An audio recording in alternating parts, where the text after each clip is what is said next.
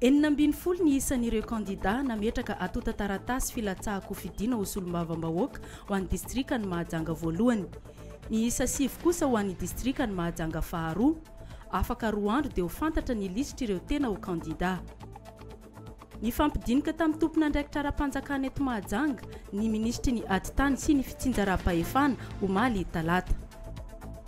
Misy fepetra no ahafahany voafonja mivoaka ivelany ary tsy ny voafonja rehetra no mahazo alalana mivoaka. Tafiakatra amin'ny dingana manaraka ny Juventus de Turin sy Manchester City ho an'ny Ligue des Champions.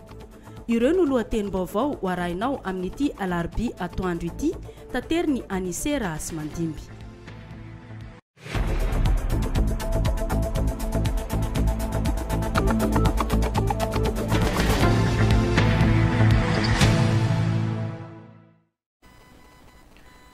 Alarobia fa 13 ny volana martsa taona 2024 miaraba tompoko lasy tompoko vavy ampanajana no anasanatsika anaraka ny vavoatra amin'ny farany eto amin'ny radio telenakay amin'ity antoandro ity. Mitana ny sainy maro amin'izao fotoana izao raha eo amin'ny pejy politika no resahana dia ny mikasika ny fametrahana ny antota taratasy filatsahako fidiana ho solombavam-bahoaka ny Madagasikara raha ny eto amin'ny distrika ny Mahajanga voalohany. Omaly talata 12 ny volana martsa no farany fametrahana n'izay antota taratasy filatsahako fidiana ho solombavam-bahoaka ny Madagasikara izay. Tamin'ny 10 ariva ny ora farany nanaterana izany teny amin'ny bureau ny OVEC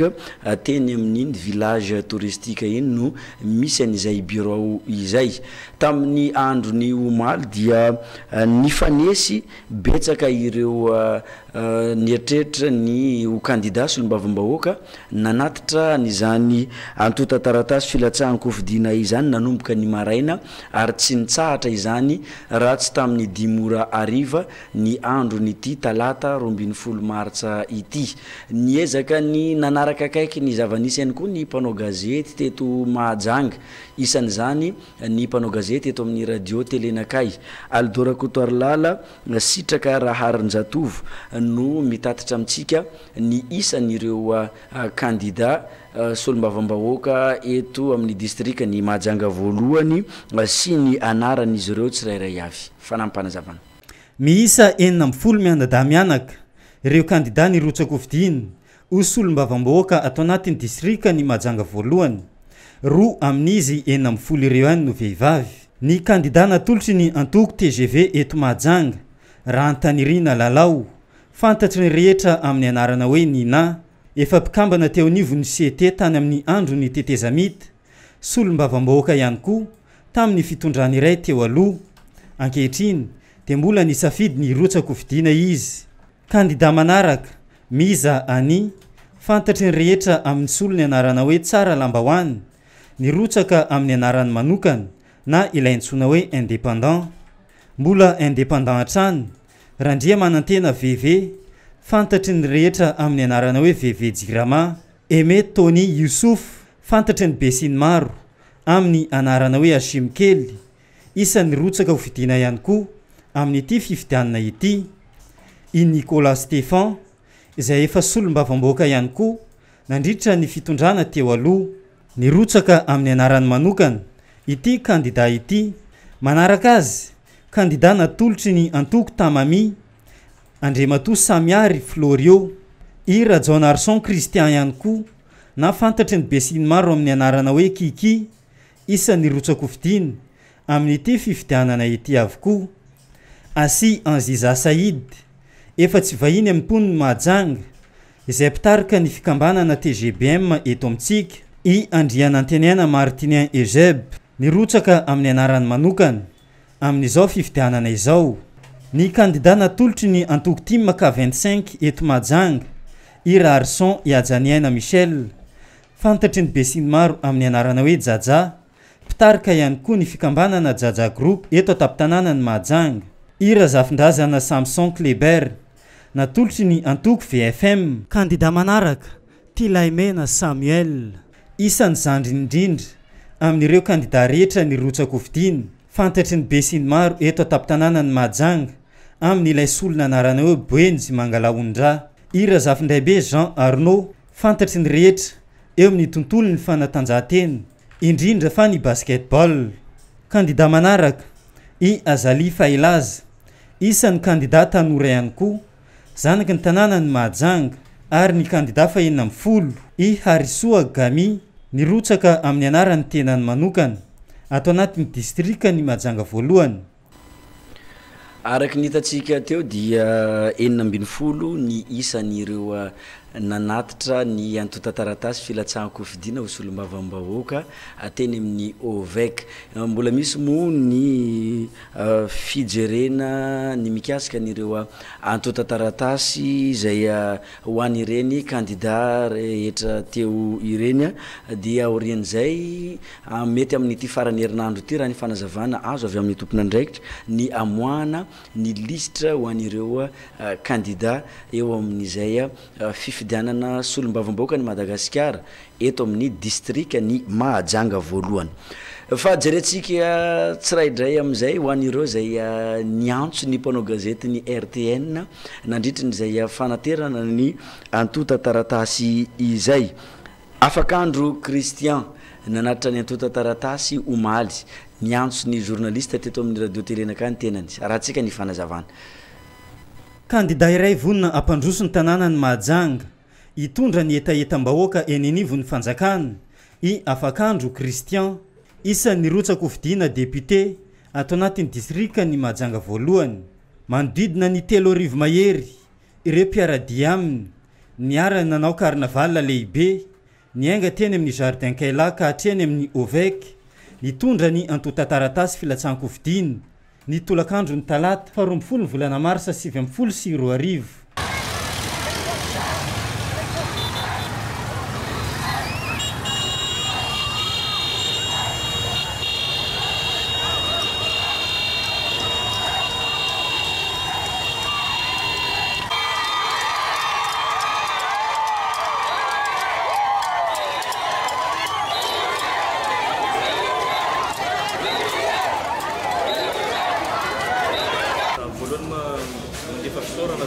Ary mankasitraka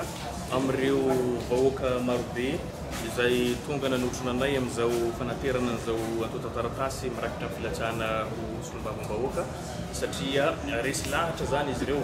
Resy lahatra reo no ireo ezaka efa vita satria ny asa taonay hatreto mbola mitohy ary mbola misy ny hoavy ka isan'izany nahatonga ny tenanay tapa-kevitra iraty ilatsaka ho solombavambahoaka amin'ity fifidianana zay ho avy ity ka izahay ato amin'ny komaky na ny antoko na ny komity manoana ny député Afakandro Christian zany dia miaradia hatrany miaraka amin'ny vahoaka satria ny fampandrosoana ny tanjona ary tena ametraka ny tanjona hoe Mahajanga mandroso satria efa ela no very izany asiny solombavambahoaka izany satria maro ireo zavatra natao nefa mbola maro koa ny tsy vita ka atsika vonina hanatanteraka an'izay satria efa maro zany ireo asa fanatao ka profond zany mahatonga an'ireo olona be dia be zany vory manantona antsika ary tena maro ny lavitra amin'izy ireo satria avy any Amboroviny sasany koa avy any Grand Pavois ka tonga izy ireo isorana izy ireo rehetra ireo ary mankasitraka ny fanohanandreo anay fa vonina zay iady ny zony vahoakany Mahajanga ireo fitarainana rehetra ary anamora ny fanohanana ny fitondram-panjakana amin'ireo programa zay kasainao atao satria asanay raha teo moa ny fandray amin'ireo bailleurs de fonds avy any ivelany ka hanampy any président de la république zay amin'ny programa nasany mahakasika ny IEM ary zahay raha teo efa manao karazana fotodrafitrasa maro zay miaraka amin'izay ka vonina zahay ifanometanana amin'ny rehetra ary vonina iara asa amin'ireo olona rehetra zay vonina ifanatona aminay. Ny kandida Afakandro Christian efa fantatry ny mponiny Mahajanga amin'ny fanaovana asa soa indrindra fa ny fanampiana amin'ny vantana ireo mponina eny anivo ny fokotany. Tsy ho latsa-danja amin'izany ny zavatra ho ataony rehefa tonga eo amin'ny toerana izay député izay izy raha ny fanambarany hatrany. Oarahantsika rehefa avy eo ho an'ireo candidat sasany zay nametraka ny antota taratasy filatsahanko fidina fa mbola eo ampikirakirana ny sary sy ny feo mikasika an'izay fanadiadina izay ny teknisiana amin'izao fotoana izao. Ivadika lafim-baovao hafa tanteraka isika nandalo teto Mahajanga ny ministry ny atitany nisy ny fionany tamin'ireo tompon'andraiki-panjakana eto Mahajanga nandiniana mikasika ny famahana ny olana misy eto Madagasikara sy ny fanatsarana ihany koa ny mikasika ny raharasahana eo anivony ity sampandrarany atitany ity. Panao gazety Wilirany Menjanahary no nanaraka nizany antondia ny ministry ny atitany teto Mahajanga izany. Fanampanazavana. Niona nivantana tamin'ny tompon'andraiki-panjakana eto Tapitanana ny Mahajanga ny ministry ny atitany sy ny fitsinjaram-pahefana omaly talata 12 ny volana Marsa 2024. Ny fanakakaizana sy ny fijerevana ny olana misy eto Tapitanana ny Mahajanga no antony izao fitsidiana izao mba hamahana ny olana sy afahana mampandroso sy manatanteraka ny politika ny fitondram-panjakana amin'izao fotoana izao. Noresahana manokana ihany koa ny mikasika ny fifidianana solombavam-bahoaka izay tanterahana eto Madagasikara. Tapitra omaly ny fanaterana ny antota taratasy ho an'ireo candidat ilatsaka ho an'ny fifidianana solombavam-bahoaka manerana ny Madagasikara. Eto Mahajanga amin'izao fotoana izao mijery ihany koa ety fotony satria izay ny efa voalazan'ny politique générale de l'État sy ny velorano sy ny UM reny zany fijerena fanakakaizana ifotony tena ijerena ny zava-misy amahana faran'izay aingana ny mety olana sy fanatsarana izay zava-misy rehetra amin'ny lafitany rehetra itony zany. Teto Mahajanga moa zao dia niaraka nandinika ny hoe manahoana izahay miaraka tamin'ny solon-tenam-panjakana rehetra teto nandinika ny momba ny fifidianana ity fifidianana solombavam-bahoaka fantatritsika tsara fa ny fifidianana solombavam-bahoaka dia androany ny fametrahana farany any amin'ny OVEC ny fametrahana ny filatsahako fidina tapitra rehefa avy eo zany dia manaraky izay ihany koa dia fantatritsika tsara fa efa any amin'ny fokotany rehetra amin'izao any amin'ny Ratsamagaky Antseny zany ny lisitry ny mpifidy koa dia amin'izao fotoana zao entanina ny rehetra ny mpifidy rehetra zany mba hijery farany anara-maso farany hoe tena misoratra ao sy tsy misy diso tokoa ve ny momba azy ireo dia amin'izay fotoana zay mipetraka tsara daholo amin'izay ny zavatra rehetra dia mandrositsika amin'ny fifidianana. Famela belaran-kevitra asi ny fifampiresahana ateo amin'ny ministry ny aditany sy ny fisinjaram-pahefana ary ireo tompon'andraiki-panjakana eto Tapitanana ny Mahajanga no ny tanterahana teto.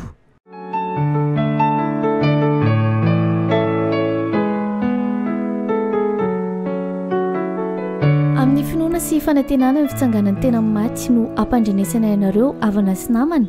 afa ny ava-malalanay Hortensia Ditons izay mipetraka ao tsara ranonosy kely dia natsoniray hodany aminy omaly talata alina atokony tamin'ny 12 ora rehefa nivahiny 13 taona teto tany. Manao ny filazany ny renibeny Ravelo Arso Jeannette, ny reniny Ravololinaina Jocelyne, ny rahavaviny Vololinaina Natacha sy ny vady aman-janany, ny raitapo amin'ny reniny Madame Georgine sy ny vady aman-janany, Madame Soloery Mamy sy ny vady aman-janany, Madame Raheliniaina Odette sy ny vady aman-janany, Madame Louisiane sy ny vady aman-janany. Ny razana dia retatory ao an-trano rahavaviny mamany Omanga eo ambadiky ny CSB Mahabibo. Kayalao ny Zoma fa 12 ny volana Martsa izao amin'ny 3 ora tolakandro ary hoentina levina eny amin'ny croisement Bonamaro. Ity ny solo fampandrenesana ho an'ireo izay tratra-antso noho ny afenon'ny be loatra.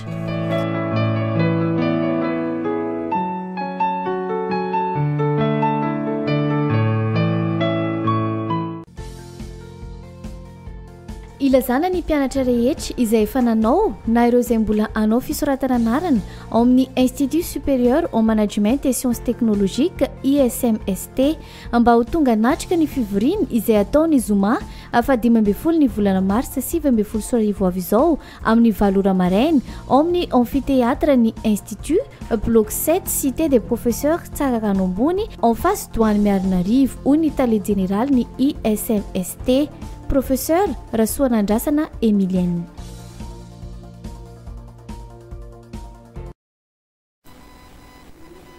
mbola misy ihany koa ny filazana zay atonga eto ampelatanana am'izao fotoana izy zao ko vakina amitsika ao anatiny ty fotoany fampalalamba avao ty fitsaboana ilay médecine traditionnelle malagasy eto mahajenga marary lava ve ianao efa nivezivezy tetsteroa nefa mbola tsy nahita vahaolana tonga eto mahajanga izy hatramin'ny farany ty taona 2024 ity toerana andraisana marary tsara mandroso mapita atsinana ny plateforme eo no ahitanao an'izany monsieur Vincent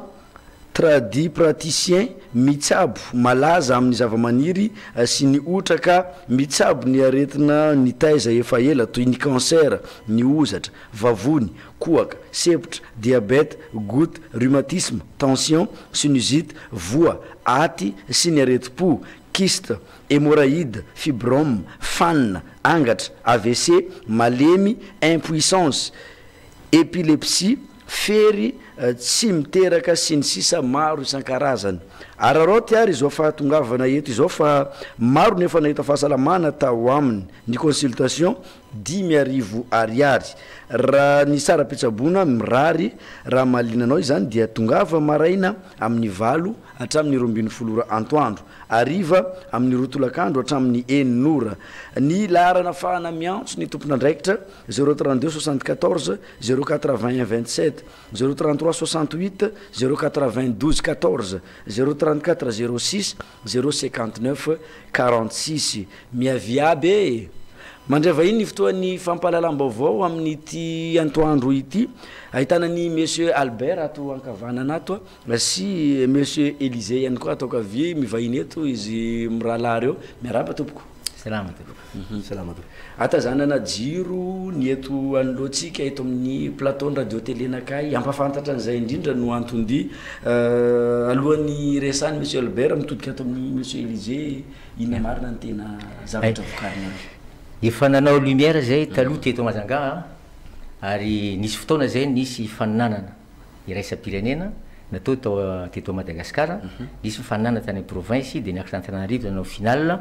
de nisy teo amin'ny 420 zay nanao final de zay moa nahazo médaille d'or tamin'io fa ny organisation mondiale de la propriété industrielle tonga teto tam'izay ny organiser an'io de io moa de ity no médaille d'or azonay tam'izany a ity no vokatra azo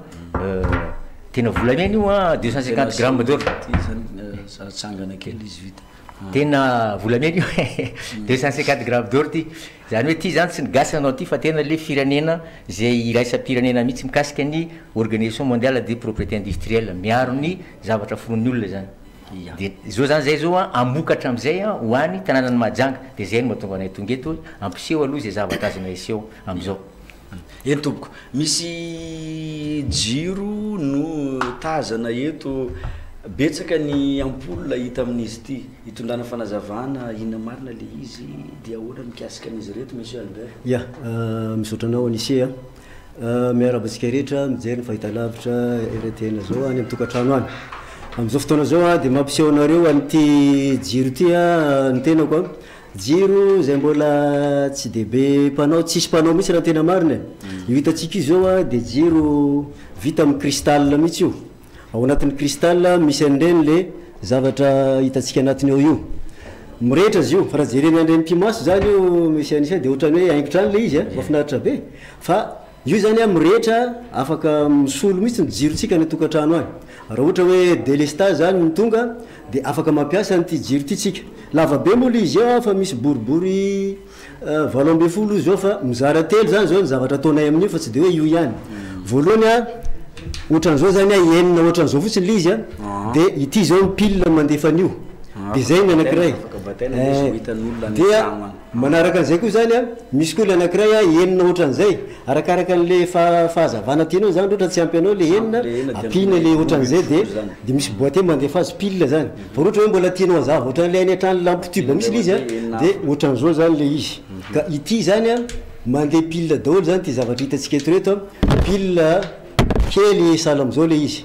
le 3 pile R6 reny isaka ny module fa enina zany zao module amty de izy io zany tsy hoe natao andeha pile fotsiny fa anala fahaseranana antsika voalohany indrindra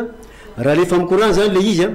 tsy mandany courant satria 2 watts fotsiny zao le module anankiray iny de raha lefa micourant izy de ohatran'ireny jiro anatin'ny trano reny installation de raha ohatra izy anakoro ohatran'izao ny abeny zany ao eo amin'ny 60 lampe 60 de ohatran'izay le izy de io zany zao 4 watts fotsiny io de raha ohatra zany ohatran'le lampe tube 1 mètre 20 le 24 watts reny fa ty nefa jereo fa 6 watts fotsiny zany zao ty izy rehetrarehetra io ka raha ampiasaina zany le izy ao tokantrano sady mazava be le izy monsieur Nissi no tena haingotrano morambola amidy ihany koa le izy ka mahazo afaka atao pile zany io arakaraka an'le abeny tianao afaka mandeha courant de mbola mandeha panneau ihany koa ity jiro ty ka zao zany zay mampiseho an'le izy mba ahafantarantsika hoe misy jiro sahala am'izao vaovao sady haingotrano tsy mety vaky io satria cristal misy ty tsy vaky io de ny jiro anatiny zany mazava tsara nefa tsy mandany raha courant ary afaka mahasoa mihitsy raha ny ambanivohitra zany le jiro mandeha amin'ny panneau solaire sy ny karazany betsaka ny olona lina sahady amin'ity zavatra hoentinareo ty aiza ny toerana ahitananareo de amin'ny sarany otrina eo no anjifanany ity ya izy ty moa monsieur Nissi araka le tenenina atao maro karazana le izy raha ny mandeha pile zany zao moramora mividy raha mandeha courant zany izy somary lafolafo kely ary raha mandeha panneau izy tena lafo satria mila batterie mbola mila panneau mbola mila régulateur ka ny toerana ahitananay zany aloha ny agence satria zay no akaikaiky atsika de eo amabibo eo amabibo amin'ny ligne 3 ry apita atsimo amin'ny raha tsara disque taloha eo misy le casino taloha fa efa tsy eo koa le casino eo misy anty coordonnées 034 09 352 06 ty 34 09 034 09 352 06 io zany no atsotsika de misy madame mivarotra sakosy zay pito mivarotra elo madame Adeline no anarany de zay zany no tadiavintsika de izy mahafantatra ny zavatra rehetra de izy no afaka metrahana ny commande sy ny zavatra rehetra zay tsika atao de afaka mifandray fa raha le vidiny zany maro karazana ka tsara mifanatona zany de maka fanazavana fanampy misy jiro hafa ndray eto veilleuse reto miloko maro isan-karazany jeu de lumière ity zany zao de hoana restaurant izy ty vao commandina de tomakati zao de hitanareo fa le amin'ny sisiny zany izy io mandeha misy mifanenjika iny le anina de ny ao anatiny mirehetra de io zany zay tia nanaovana azy io échantillon fotsiny vao commanden'olona vao omaly izy ty de raha livrenay rapitso de noho le zavatra maiky moa de nentiko fotsiny mba ho hitan'ny olona fa afaka manao zay zay tiany olona na zavatra miodikodina na masoandro na elisy na inona atao amin'ny lumière vitanay daholy zay no ma spécialiste anay amin'ny lumière iny azy isoratsika zany ianareo nampafantatra n'izay mikasika n'izay resaka jiro zay fa nomena teo larina verina atsika ho an'ireo zay te hifandray amin'izy ireo 034 09 352 06 34 09 352 06 ho an'ireo zay aka fanazavana fanampiny amin'ny madame Adeline eny ampitany iny raha tsara disika iny no ahitana azy ireo isoratsika monsieur Albert sy monsieur Élisée nampafantatra ny mikasika an'izay toy izy atsika ihany ny fotoan'ny fampahalalam-baovao eo amin'ny pejy politika zay hatrany isan'ny nanatitra ny antota taratasy filatsahan-kofidiana ihany koa omaly tamin'ny andro farany jaja avy eo anivo ny antoko tim arahantsika ny fanampanazavana moabizay raha harsion iajaniana Michel na ny fantatry ny rehetra amin'ny anarana hoe jaja mpitarika ny jaja groupe eto taptanana ny Mahajanga izy no candidat solombavam-bahoaka natolotry ny antoko tim ka 25 ato anatin'ny distrika ny Mahajanga voalohany ny talata 12 volana marsa teo ny araniainga ny ekipa rehetra mpanohana azy avy eo anivo ny antoko tim ka 25 nanatitra ny antota taratasy filatsahan-kofidiana eny amin'ny Ovek mialohany izay rehetra zay nisy ny karnaval lehibe namakivaky ny tanàna ny Mahajanga tsy nasakana azy ireo ny fiavian'ny orana tamin'ny fotoana io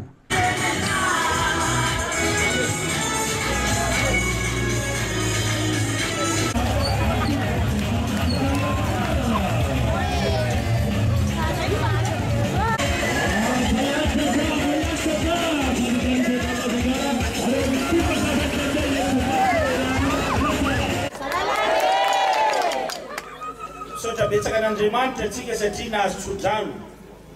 ary misaotra betsaka atsika rehetra tonga amin'izao fotoana ahafahantsika mametraka ny taratasy firotsafo kofidiny. Misaotra betsaka ny filoha Marc Ravalomanana satria izy no nanome ny mandat ary nanome tsodrano ama candidat timma ny tenanay. Izay mijoro eto dia tsy iza fa ireo tompon'andraikitra izay fantatrareo kanefa mahafaly ahy no mitafa mpanao gazety ampafantatra nyreto mpiara-miasa akaiky reto. Ny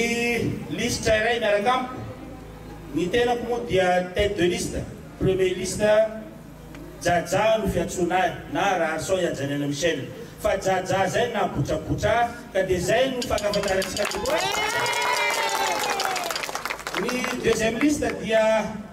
Govary. Govary no fahafantarana azy. Mipetraka ao Mavoky. Mavoky Atsimo. Izy no nitendreny dada ho liste faharoa. Nahoana tokoa moa anankiroa ny liste. Araka ny lalàna dia manana solombavambahoaka roa isika eto Mahajanga. Ka zay liste mahazo vato ambony indrindra mihoatra 500 ny liste faharoa dia mahazo an'ilay atao hoe podro. Ka dia efa mieritreritra anao Andriamatoa Govary fa ianao solombavambahoaka miaraka amiko satria olany antsika rahalahy. Fantadaza amin'ny fanaovana asa soa ity candidat natolotry ny antoko timma ity. Profon'izany ny fidinana ifotony mivantana teny amin'ny vahoaka rehetra tsy ankanavaka na dia mbola fantatra ary fa tsy rotsako fidina izy tamin'izany fotoana izany. Itoetrany asa soa fanaony mandritra ary aoriany falaniny eo amin'ny toerany solombavambahoaka izay.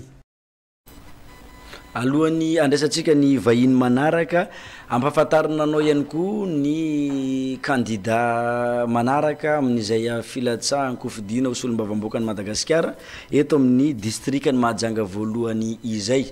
Razafindraibe Arnaud na fantatra hoe Nono filohan'ny ligue ny basketball na eto amin'ny faritry Boeny tamin'ny ora farany tamin'ny andro omaly dia nametraka ny antota taratasy filatsahany kofidina ho solombavambahoaka ny Madagasikara teny amin'ny Ovek ihany koa i Razafindraibe Arnaud miaraka tamin'ny ramatoa vadiny haingo Razafindraibe sy ireo olona rehetra zay nanotrona nanoana ihany koa nanaradiany izany Razafindraibe Arnaud izany zay niainga avy teny amin'ny trano fonenany teny amin'ny fokotany ny Ambohimandamina ny Diabe zay no tanterahana tamin'ity fotoana ity ny aloava ny fitsofan-drano ihany koa zay nataony fianakaviany sy ny ray aman-dreny ao amin'ny fokotany Ambohimandamina arahantsika ny zavanisy. Izy no Razafindraibe Arnaud na i Nono filohan'ny ligue ny basketball na eto amin'ny faritry Boeny no afantarany maro azy. Nametraka taratasy filatsahany kofidina ho solombavambahoaka ny Madagasikara eto amin'ny distrikany Mahajanga voalohany. Tamin'ny talata 12 ny volana Martsa teo nanaterana ny antota taratasy filatsahany kofidina ho an'ny Razafindraibe Arnaud teny amin'ny bureau ny Ovek. Nandritra ny taona maro lasa tsy misy tonga eo anivony anteny meram-pirenena ny etaetam-bahoaka. Ny amahany zay olana izay no ampisian'ny Razafindraibe Arnaud itondra ny fitarainam-bahoaka eo anivony tompon'andraiky mpanjakana Mahefa. Fa 7 taona na 7 taona tany hoany matsapa mipetraka tamin'ny toeran'ny vahoaka madinika ny tenanay ary matsapa fa tsy dia misy tsy mipaka antsika ty amin'ny vahoaka madinika ny asan'ny député na hoe solombavambahoaka. Izay ny tena nandrisika na andray andraikitra andray anjara ary mangataka amin'izy ao ambony mangataka amin'Andriamanitra mba ho eo amin'ny toerana hoe mba hijery ny vahoaka madinika andany izay lalàna azo laninany na ipaka amin'ny mpiasa-panjakana rehetrarehetra ara na mpampianatra zay na dokotera voakasika n'izany daholo na chef fokotany indrindrandrindra ny chef secteur isaky ny fokotany rehetrarehetra. Izay no nandrisika na sy reto namako reto tapa-kevitra ilatsaka ho fidina ho solombavambahoaka.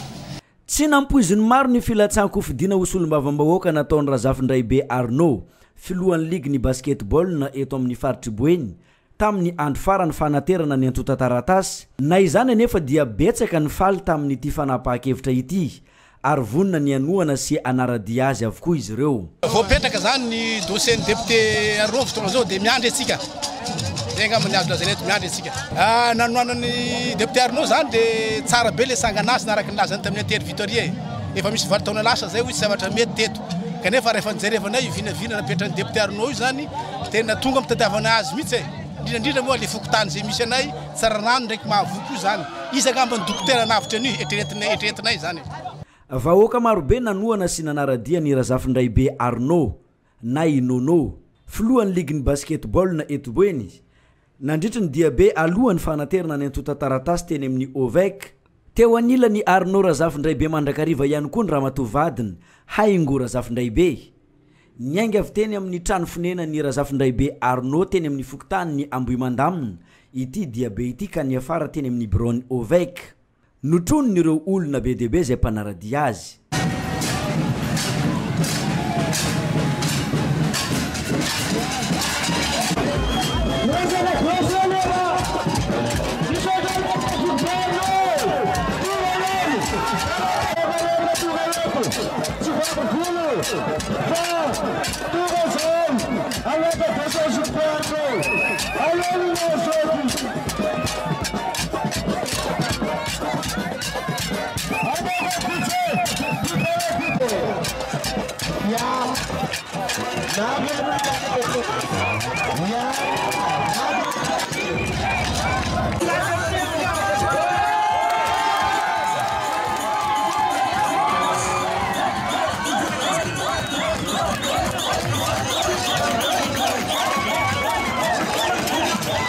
ny aloavan'ny fitsofandrano avy amin'ny fianakaviana sy ny ray aman-dreny eto amin'ny fokotany ny Ambohimandamina ity raha manga ity zay ny akony zavanisy fanaterana ny antota taratasy filatsahana kofidina solom-bavambahoaka ny Madagasikara eto amin'ny district ny Mahajanga voalohany ho an'ny razafindray be Arnaud zay filohan'ny ligne basketball na etoboeny araky ny hitatsika teo zay anianga avy teny amin'ny trano fonena ny teny Ambohimandamina ny diabe ny farana teny amin'izany toerana ametrahana ny antota taratasy izany mandray vahiny ny fotoan'ny fampahalalam-baovao vahiny faharoa sady farany avy ao amin'ny spoken English course no vahintsika eto ahitana ny monsieur Ismaël miaraba tompoko de miaraba ihany koa ny mpidirany tokantrano ye iresaka tontolo ny fampianarana atsika ny teny English no azavaina eto ny mikasika an'izay fampianarana izay sy ny toerana ahitana anareo ya famerenana ho zany izy ity ho an'ny vahoaka ny Mahajanga izay mbola tsy naheno izay solotena ny spoken English course eto Madagasikara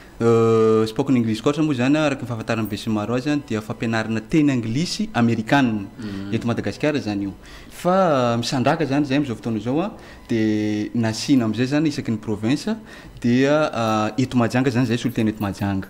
efa teto zay tamin'ny taondasa nanao varotra boky ohatry le izy ohatry 20 minutes day fampianaran-tena moa nitondrana azy tamin'izay fotoana zay dia tamin'izay zay de efa nilaza hoe ho avy ny école zay hosokafana eto Mahajanga tsy ho ela tonga araty ny fotoana zay fanomezana misokatra ny école spoken English course eto Mahajanga ho an'ny rehetrarehetra tsy mitaky niveau zahay au débutant commencement izy tia ka hatramin'ny avancé rehefa matapitra lay fampianarana ianao 2 mois ny durée cours misokatra ho za teo amin'ny 8 avril ny fidirana voalohany 8 avril fa ny fisoratana anarana de efa manomboka androany nanomboka androany izy io androany maraina fisoratana anarana ka hatramin'ny 8 avril natao aloloha zany fisoratana anarana mba ahafany rehetra maka maro zay tsara amin'ny fanomanana de any koa misy lamina zay nataony spoken English course mba ahafahana satria limité zany toeranao amin'ny spoken English course de afaka mba mamonjy aloloha ny olona misoratra anarana de io no le toerana teo tsara mafisina ihany ny toerana misy anareo de inona mety ampiavaka an'le spoken English course raha oharina amin'ny toerana fampianarana hafa satria maro izy io eto mampianatra teny English io inona ny ampiavaka anareo ya tonga de toerana ihany koa ya tonga de valiko avy hatrany zay ny mampiavaka anao de zao izay de mampianatra anao iteny anglisy iteny tsy fanoratana ihany fa betsaka zany mampianatra fa eo amin'ny au niveau na fanosoratra soratra zany fa nenay de iteny anatin'ny rovolana zay de mampiteny anao teny anglisy ary miavaka ny accent nao tsotra ny accent taloha fa taloha ianao mana british fa am'izao no somary plutôt américain zay fa teneniko zay de miavaka ianao andretrarehetra rehefa miteny anglisy ny toerana ahitana anay dia miantsara fa apitan'ny lycée Philibert Tsiranana ao amin'ny boutique misy ny bâtiment misy en orange boutique en orange io dia ao amin'ny premier étage eo vao mitazana eo amin'ny lycée Philibert Tsiranana dia vao misy pancarte be hoe spoken English course ao amin'ny premier étage misy anay dia ao no azonay ijerena amin'izay fotoana. Manahoana ny sarany ya ny sarany zany natao mora de mora ho an'ny province ya 2 mois ozy atao ny durée nakory miaraka amina boky ty boky anankiray ty sy DVD miaraka aminy 130 000 ariary na 650 000 FMG 2 mois zay ihany ny alohanao dia mianatra anao dans 2 mois miaraka amin'reto support na boky reto raha toaka 1 million de francs na 200 000 ariary ho an-Antananarivo.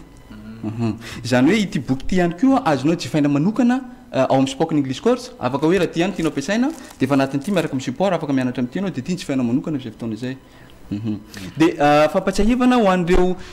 tamin'izay taty voalohany dia ho an'ireo olona efa mividy boky taminay zany dia misy offre nomenany zareo raha manantona anay izy tsy mividy boky intsony izy fa tonga dia efa miena mividina boky zany ny saram-pianarany dia iny no alohany tonga dia droit d'inscription iny fa tsy mividy boky intsony izy ho an'izay rehetra efa mividy boky teto Mahajanga. Ary alohan'ny tena isarahantsika inona ny afatra ho an'ny afatra Mahajanga? Ny afatra angambany tonga ny fotoana hitenenanao anglais.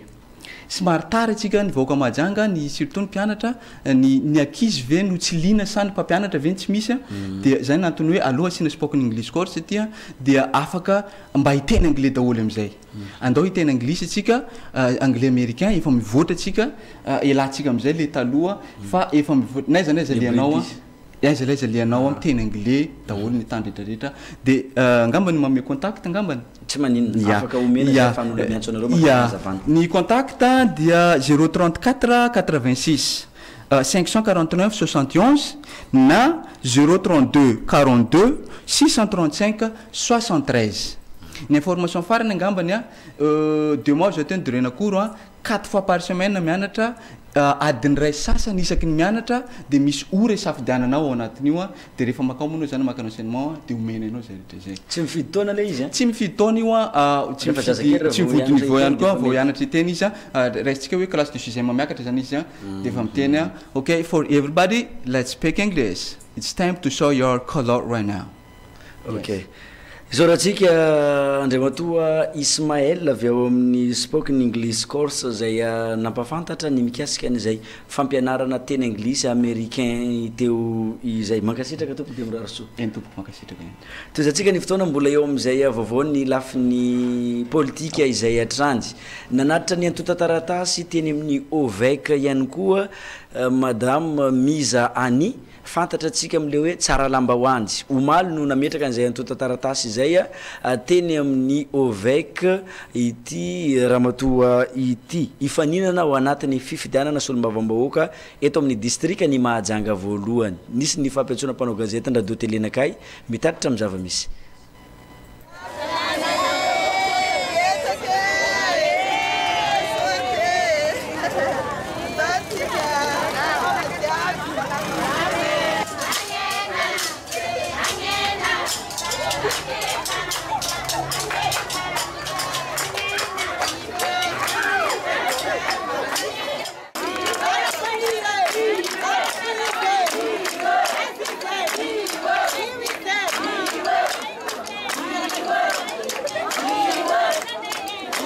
Totosa omaly talata faha 12 ny volana Martsa taona 2024 tolakandro ny fanaterana ireo antota-taratasy rehetra ilaina amin'ny filatsaha kofitsiana solombavam-bahoaka ho an'ny distrika ny Mahajanga voalohany izay nataony Ramatoa Mizany na fantatry ny maro any hoe tsara lambahoany rem-pianakaviana tsopo ary zatra mifandray amin'ny olona jiabe ny ala teo amin'ny hôpitaly manara-penitra niaraka tamin'ireo mpanaradia azy marobe no nanomboana izany ka hatreny amin'ny OVEC teny amin'ny village touristique. Manana vina mpandroso any Mahajanga amin'ny alalan'ny fisoloana vavany vahoaka Ramatoa Mizany ka izay no antony izao filatsahany izao. Nanisika zany ny vehivavy mahefa tokony manday andraiky samy vehivavy fa tsy hoe fanaka malemy foana fa zay zavatra tokony vita ny lehilahy zany dia tokony vita ny vehivavy dia fandraisana andraiky. Ny laram-pahamena ho azy zany raha lany somatsara dia fikarakarana ny Mahajanga ary fikarakarana ireo vehivavy izay hiara-ny herisetra sy ireo zazakely hiara-ny herisetra ary ho an'ny Mahajanga ray aman-tokolo anisan'izay koa ny lehilahy ary ny afatra zany dia manentana antsika vehivavy rehetrarehetra zany mba hiandray anjara na latsaky fidinany amin'ny fototany ana dia tsy tia amin'ny député ara satria atsika zao efa tsy manaiky an'izany hoe fanakamaliny zany tsony fa tokony ivoatra zany le vehivavy tokony handray anjara firenena handray anjara amin'ny faritra misy azy handray anjara amin'izay manodidina azy fa tsy eo amin'ny tokantrano ihany. Tsara marina fahavavy faharoa amin'ireo nanatitra ny antotaratasy teny anivon'ny OVEC i Ramatoa Mizani ary nilatsaka amin'ny anarany tenany manokana na indépendante izy. I Mizani izay olona efa zatra mifanerasera amin'ny olona maro noho ny andraikitra maro efa nisahaniny teto amin'ny distrikany Mahajanga voalohany.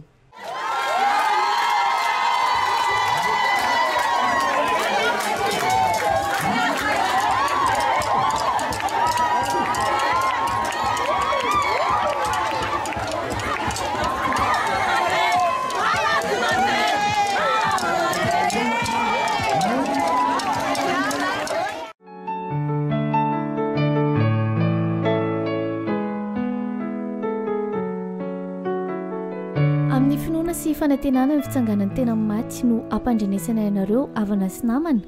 afa ny ava-malalanay Hortensia Ditons izay mipetraka ao tsara ranonosy kely dia natsony ray hodany aminy omaly talata alina atokony tamin'ny 12 ora rehefa nivahiny 13 taona teto tany. Manao ny filazany ny renibeny Ravelo Arso Jeannette, ny reniny Ravololiniaina Joseline, ny rahavaviny Vololiniaina Natacha sy ny vady aman-janany, ny raitapo amin'ny reniny Madame Georgine sy ny vady aman-janany,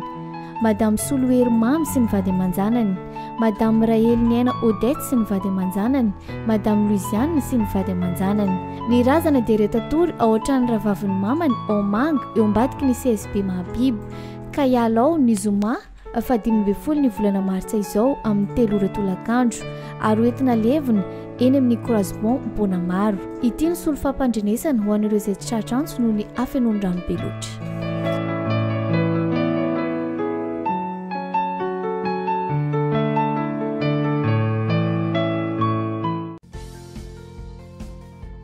Ilazana ny mpianatra rehetra izay efa nanao na ireo izay mbola anao fisoratana anarana ao amin'ny Institut Supérieur au Management et Sciences Technologiques ISMST mba ho tonga natrika ny fivoriana izay ataony Zoma afa 12 ny volana marsa 20 sorivo avy izao amin'ny 7 ora maraina ao amin'ny amphithéâtre ny Institut bloc 7 cité des professeurs Tsararano ambony en face douane Miarinarivo hoy ny tale général ny ISMST Professeur Rasoanandrasana Emilienne.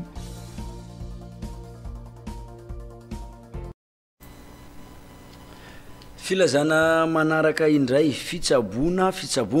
ilay médecine traditionnelle malagasy eto Majunga marary lafa ve ianao efa nivezivezy tety sy teroa nefa tsy mbola nahita vahaolana tonga eto Mahajanga izy manomboka ny septambra tamin'ny taona 2014 iny hatramin'ny taona 2014 amin'ny farany taona toerana andraisana marary tsara mandroso ampita tsinana ny plateforme mitsofoka eo amin'ny mpivarotra akoho. Monsieur Vincent di praticien mitsabo malaza amin'ny zavamaniry sy ny otra ka mitsabo ny aretina mitaiza ela toy ny cancer, ozatra, vavony, kohaka, sempotra, diabète, goutte, rhumatisme, tension, sinusite, voix, aty, fou, kyste, hémorroïde, fibrome, fan, angatra, AVC, malemy, impuissance, épilepsie, fery, tsy miteraka sy ny sisa maro isan-karazany. Araroty ary zao fahatongavana eto izao fa maro efa nahita fahasalamana tao aminy. Ny consultation 10,000 ariary sara pitsabona mirary raha mahalinanao izany dia tongava ao amin'ny Monsieur Vincent maraina amin'ny 8 hatramin'ny 12 ora, ariva amin'ny 2 hatramin'ny 9 ora. Ny laharana 032 74 081 27 033 68 092 14 034 06 059 46. Meviabe mbola verina vakina amitsika zay filazana izay rehefa aveo mbola ako ny fanaterana ny antotantaratasy filatsahanko fidina solombavamboakany Madagasikara ho any eto amin'ny distrikany Mahajanga voalohany. Omaly ihany koa dia nanatitra ny azy Sami na Iboenjy fantatra amin'ilay fandaharana Mangalaondra ho Alemama zay mandeha amin'ny fahitalavitra anankiray eto Mahajanga. rahantsika ny zavanisy nandritra ny fanaterany antota taratasy tanora farany zandriny indrindra amin'ireo nanatitra ny antota taratasy teny anivony ovek ilaina amin'ny filatsahako fidiana solom-bavim-bahoaka ity Laimena Samuel na fantatry ny maro amin'ny anarana hoe Boenjy telopolo taona lehilahy ary volona ny ainy ny etaetam-bahoaka atao anatin'ny distrika ny Mahajanga voalohany raha nambarany androany faharoa folo ny volana mars 2024 tonga eto Andriamatoa ty Laimena Samuel miaraka amin'ireo staff zay hitantsika misary zao androtsaka ny tota taratasy izay takina amin'ny filatsana ho fidiana ho solom-bavim-bahoaka eto Mahajanga voalohany ko dia ambarako amin'ny fomba ofisialy ho an'ny vahoaka Mahajanga fa hilatsaka ho solom-bavim-bahoaka ho fidiana eto Mahajanga voalohany i Andriamatoa ty Laimena Samuel na fantatratsika amin'ny anarana hoe Boenjy ko dia misokatra ho antsika rehetra manomboka androany ny fiarahamiasa manomana ny vahoaka rehetra atrany izay eto izay dia efa manentana sahady araka ny hitantsika zao fa profo mitoaka amin'ny tenda fa nilatsaka ho fidiana ho solom-bavim-bahoaka Andriamatoa ty Laimena Samuel na i Boenjy ho azy fa hilatsaka indépendant na maleo tena izany solom-bavim-bahoaka ho solom-bavim-bahoaka atsoatsy zay hitanareo manoloanareo zao etsakilan'izay vonina ny aino sy anampy ny etaetan'ireo tanora mitovy ihany ihany koa izy raha ny voalazany hatrany noho ny fahaizany mifanerasera amin'ny olona tsankanavaka sy ny fanahinany traikefa amin'izany ny lara-pamenay sy ny ekipanay zay hitanareo zao miaraka amintsika vahoaka Mahajanga dia hampandeha hanatanteraka reo etaetany vahoaka Mahajanga rehetra atramin'izay zay mbola tsy tanteraka tia ny tenanay tia za manome toky atsika vahoaka Mahajanga fa tsy sorona amin'ireo andraikitra rehetra izay takina amin'ny solom-bavim-bahoaka hanatanteraka antsaka sy andavany ny asa maha solom-bavim-bahoaka anay osika hilatsako fidiana dia mazava be fitiavako ny tandrazako sy ny Mahajanga voalohany faharoa fitiavako ny andray andraikitra satria fantanareo fa mpanome message ihany izay hatramin'izay efa 20 taona eto Mahajanga ary tsy misy tsy mahafantatra izany te hanatsara ny tanàna te hanatotosa ny tsaka sy andavany ny asany solom-bavim-bahoaka izay mbola tsy ampy araka ny lazaintsika vahoaka maro samihafa eto Mahajanga dia makasitraka tompoko lahy makasitraka tompoko vavy anisan'ny nampiavaka ity kandida zandriny indrindra ity ny safidiny manokana tsy hitondra olona mandritra ny fananterana ireo antota taratasy ireo ny talata faharoa folo ny volana martsa taona 2024 tolakandro izy no nanatanteraka izany teny anivony Ovek zay ny teto amin'ny distrika ny Mahajanga voalohany fa isan'ny distrika atao anatin'ny faritry Boeny ny distrika ny Soalala raha hoan'ny distrika ny Soalala kosa indray dia nisy ihany koa ny candidat zay nanatitra ny antota taratasy teny amin'ny Ovek tao Soalala ny candidat zay nilatsako fidiana ho solom-bavim-bahoaka zaka ny aina Joseph Said izy no isan'ny candidat ihany koa nametraka ny antota taratasy raha hoany izany distrika ny Soalala izany sitraka rarin-jatovo Aldora Kotoarlala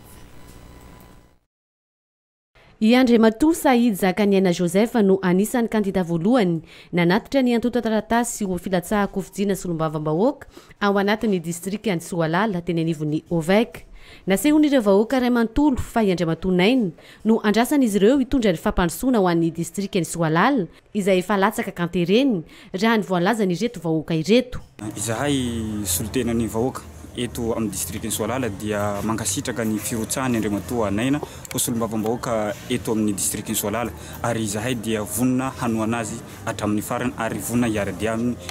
mandrapa ahivitany izao élection eto amin'ny district ny Soalala zay solontenan'ny vahoaka ny Soalala dia mankasitraka ary mankatela ny Andriamatoa Naina mba ho solom-bavim-bahoaka anay eto Soalala marinefa izy no avita sy anatsara n'ity Soalala ity anavitra n'ity Soalala anaty fa ela Soalala sahirana ara-dalana ara-pahasalamana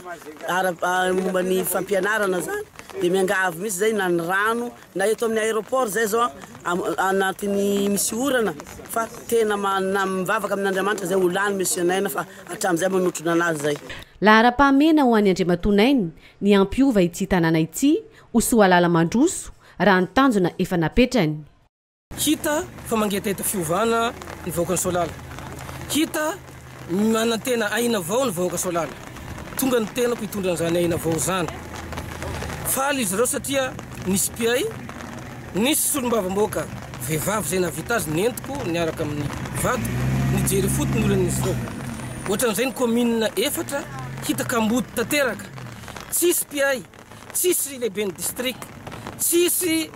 mpitondra afaka mijery azy. Ka noho izany tonga le fotoana anavotana ny tanindrazana hitondrana fampandrosoana haingana indrindra hitondrana aina vao ho an'ny commune efatra anatin'ny districtny Soalala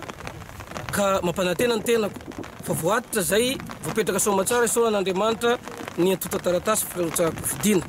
Ho avy ny fotoana mbola hitetezako anazavana ny SM dia soro-dalana anankiray anavotana ny Soalala amin'ny faran'izay haingana. SM ny atao hoe Soalala mandroso. Taoriana ny fametrahana ireo antota taratasy rehetra ho an'ny Andriamatonainy atao amin'ny distrikany Soalala ireo.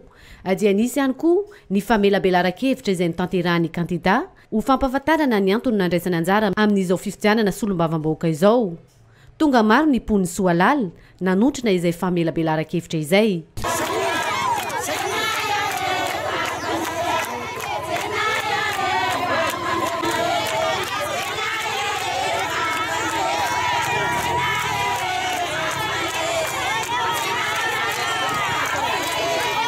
Ny zoma fahavalo ny volana Marsa taona 2024 no tonga tao amin'ny distrikany Soalala Andriamatonainy niaraka tamin'ny andefimandriny sy ireo mpanarady azy.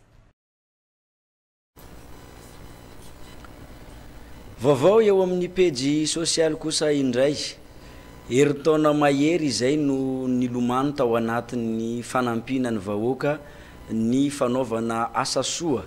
manerana ny fokotany 420 eto Mahajanga. Andriamatoa Asi na ny filoha mpanorona ny tanora gasiny Boeny miaradia eto Mahajanga. Betsaka ireo zay efa miaradia aminy amin'izao fotoana izao mikambana ihany koa ao anatin'izany tanora gasiny Boeny miaradia izany.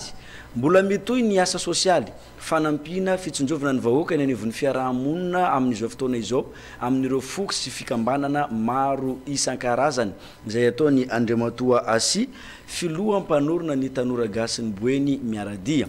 Tamin'ny fankalazana ny fetim-behivavy fahavalo ny volana Martsa teo dia nisy ny fikarakarana lalao baolina kitra zay nionan'ireo vehivavy tao anatin'ny fokotany maro samihafa zay misy eto Mahajanga. Teny amin'ny fokotany Mahavika Atsimo, teny amin'ny Gradin iny no nanaovana an'izay lalao baolina kitra izay. Nitsangana ary nanampy an'ireo vehivavy ireo Andriamatoa Asi.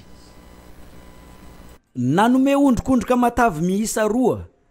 ho an'ireo vehivavy zay nandray anjara tamin'ny lalao baolina kitra teto amin'ny kianja filalaovana baolina kitra teto amin'ny fokotany Mahavika Atsimo eto amin'ny Gradin. Andriamatoa Asi filoha mpanorona ny tanora gasiny Boeny miaradia. Ity lalao baolina kitra ity zay nionan'ireo vehivavy avy amin'ny fokotany maro samihafa. Tamin'ny andro ny fahavalo ny volana Martsa fetim-behivavy teo no nanatanterahana an'izany baolina kitra izany. Tamin'ny fotoana io ihany koa no natongavany Andriamatoa Asi filoha mpanorona ny TGBM nitondra n'ireo ondrikondroka matavy miisa 2 ireo. Lalao baolina kitra 2 natao tamin'izany. Samy nahazo ny azy avokoa ireo zay nandresy tamin'ireo lalao 2 ireo.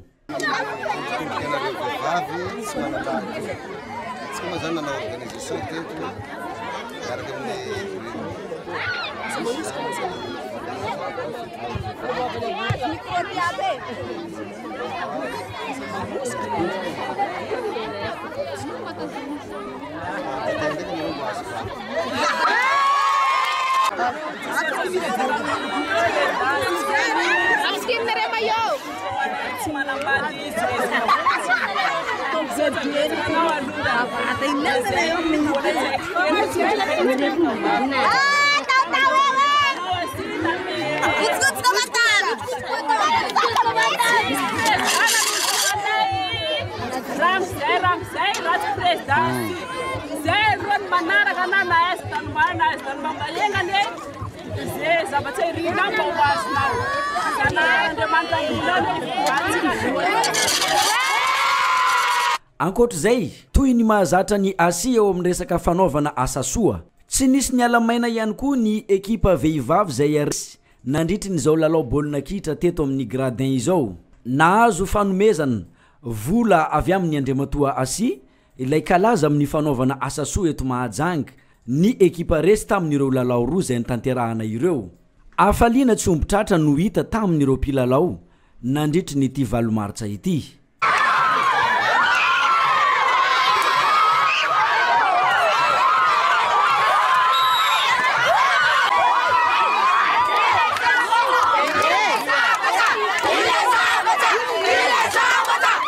tsara ny manamarika fa efa ray taona mahery zay no nanaovany Andriamatoa asi ny asa soa manampy ny vahoaka sy ny foko ny fikambanana maro isan-karazany eny anivon'ireo fokotany 420 zay misy eto Mahajanga betsaka ny manaradia azy amin'izao fotoana izao miditra ao anatin'ilay fikambanana tanora gasy ny boeny miaradia mbola mitoy izany asa sosialy izany tsy mitsahatra mitety ny fokotany 420 eto Mahajanga zay ny ako ny asa sosialy nataony Andriamatoa asi fa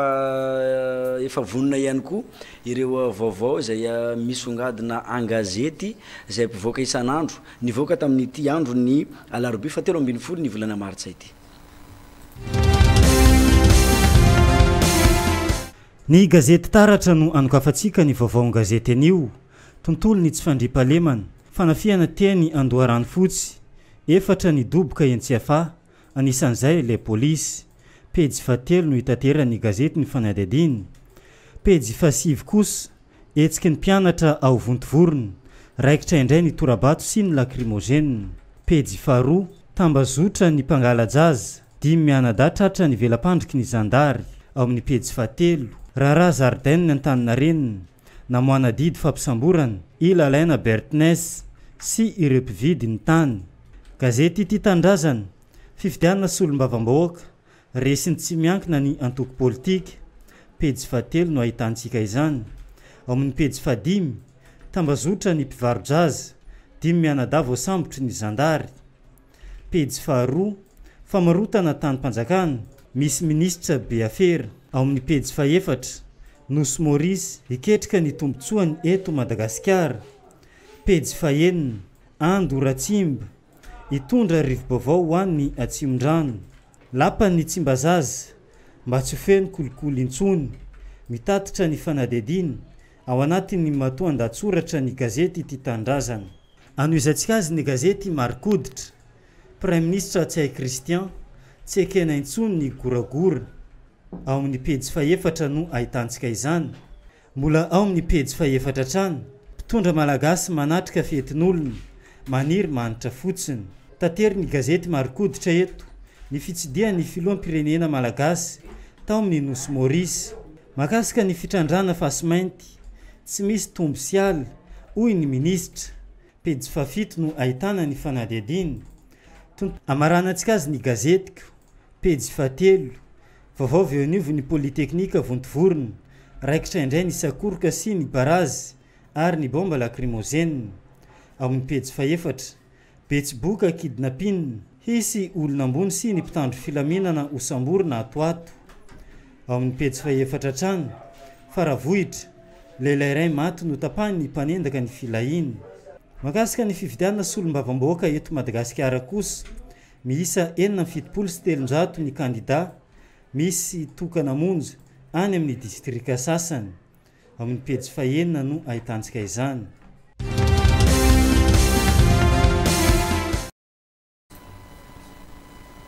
vaovao eo amin'ny pejy ny fandriampahalemana kosa indray ny gadona teto Mahajanga omaly ny ministry ny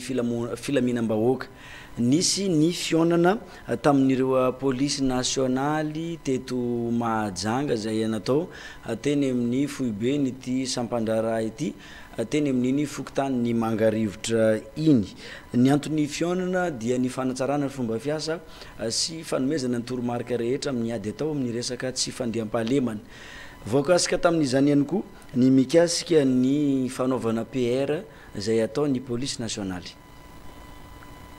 niaona mivantana tamin'ny polisy pirenena eto ataptanàna ny Mahajanga ny ministry ny filaminam-bahoaka omaly raha ny nambarany ny fanatsarana ny asan'ny polisy pirenena eto Mahajanga no antondihany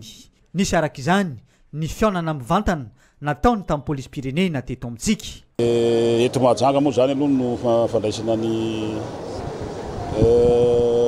fionana amin'reto namana mpiara-miasa reto nararotona teto zany nifampidinidinika nifampitapatafa sy manao rappel loatra ny asa tokony atao zany ny programme anasan'ny ministère amin'izao fotoana zao zay ny zavatra napetrapetraka atao dia mifampidinidinika raha misy sosokevitra anatsarana ny police nationale avy amin'ireo zay ny zavatra ataony teto ambany nasiny resaka ihany koa ny mikasika ny fanakanana ataon'ny polisy eny amin'ny arabe ny PR izy io nahatony izy fa tsy hoe najanona koa no ny ady amin'ny kolokolo zay antsoroantsika miaraka amin'ny fitoram-panjakana no nampiatona azy ao anatin'izay fampiatona azy zay asa 2-3 semaines zay dia horaisina daholo zany zay tsoakevitra avy amin'ny mpiara-miasa na avy amin'ny olona tsotra hanatsarana zay police de la route zay hanatsarana azy zay satria ho averiny izy io rehefa avy eo ny emonaty moa zay nanapaka zay zany hoe fitoram-panjakana dia ny fitoram-panjakana ihany koa leve hoe ho averina amin'ny laoniny amin'izay izy ao anatin'izay fanatsarana azy zay hoentina eo anivon'ny emonaty hiditra amin'ny fampiarana avy hatrany arak'izany ny polisy pirenena eto ataptanàna ny Mahajanga amin'ny lamina zay napetraka asiany ady amin'ny kolikoly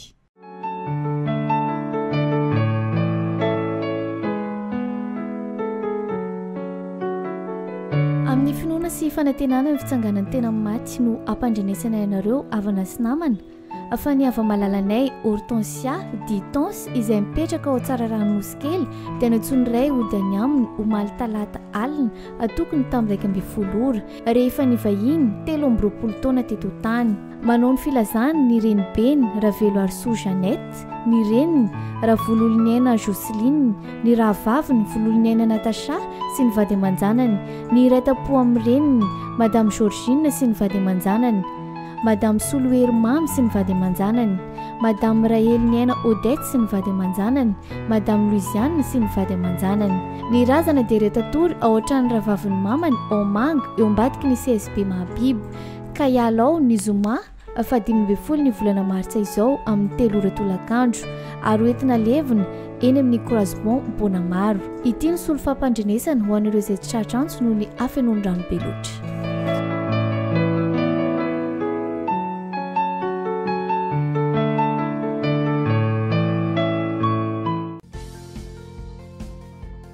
ilazana ny mpianatra rehetra izay efa nanao na ireo izay mbola anao fisoratana anarana ao amin'ny Institut Supérieur au Management et Sciences Technologiques ISMST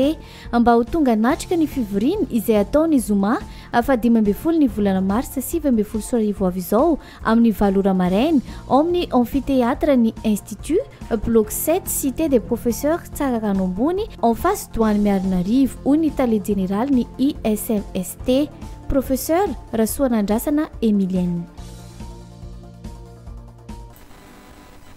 averina avakeny amintsika farany ilay fitsaboana teo fitsaboana ilay médecine traditionnelle malagasy eto Majunga marary lava ve ianao efa nivezivezy tetsy teroa nefa tsy mbola nahita vahaolana tonga eto Mahajanga izy hatramin'ny farany taona 2012 toerana andraisana marary tsara mandroso ampita atsinanany plateforme mitsofoka eo amin'ny mpivarotra akoho Monsieur Vincent di praticien mitsabo malaza amin'ny zavamaniry sy ny otra ka mitsabo ny aretina mitaiza efa ela toy ny cancer, ozatra, vavony, kohaka, sempotra, diabète, goutte, rhumatisme, tension, sinusite, voa, aty, fo, kyste, hémorroïde, fibrome, fanina, angatra, AVC, malemy, impuissance, épilepsie, fery, tsy miteraka sy ny sisa maro isan-karazany.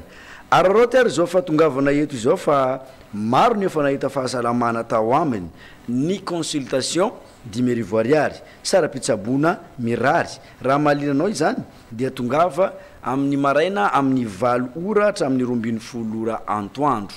ny tapany tolakandro kosa amin'ny 2 ora hatramin'ny 9 ora ariva misy ny laharana 032 74 081 27 033 68 092 14 034 06 059 46 miaviaby eo amin'ny resaka lozam-pifamoivoizana kosa indray nitrangana lozam-pifamoivoizana ny teny amin'ny sampanana bloc administratif iny omaly tsy nisy niainana fohy tsy nisy ihany koa naratra nandritry nyity loza ity fa ny fahasimbana ara-pitaovana no nitranga tamin'izany fotoana izany sitraka rarajatofa bajaj iray no nifandona tamin'ny fiara fitanteram-bahoaka teo amin'ny croisement bloc omaly talata 12 ny volana martsa tolakandro tsy nisy ny ainana fohy na naratra fa fahasimbana teo amin'ireo fitaovam-pitanterana kosa no hitataratra teny amin'ireo fiara sy bajaj ireo toy izao ara ny fitantaran'ireo olona nanatry maso zay zany nandehan'ny le olo candidat zay toananay amin'ny Majanga 1 de zay magnatiny manao garde corps zany misy corte anazy zay mipetrapetraka amin'ny rond-point eto biso avy ambany any izy avy ambany any iny zay fa miteny stop ianao izy mbola tsy stop or zay bokato manana bajaj manana bus manana olo mandeha tongotra nitsofoko izy koa de nanapaka foana koa de dominy le tômôbily sy cortezinay zany tena mampalahelo tokony tsy anao andreny zany chauffeur raha vao misy olona mampijanona tokony hijanona izy efa nitelazainay izy avy mijanona mbola tsisika ihany izy fa tsy hainana tsisy frein angambany izy batona anao andreny accident raha atao bango tokana ireo rehetra ireo dia ny fitandrimana ihany no tena antoka lehibe isoroana ny loza tahaka izao eo amin'ny mpamily na eo amin'ny tsirairay tsakanavaka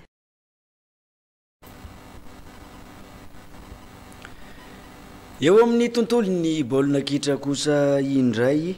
lalao miverina teo amin'ny dingana ampavalondalana ho an'ny Ligue des Champions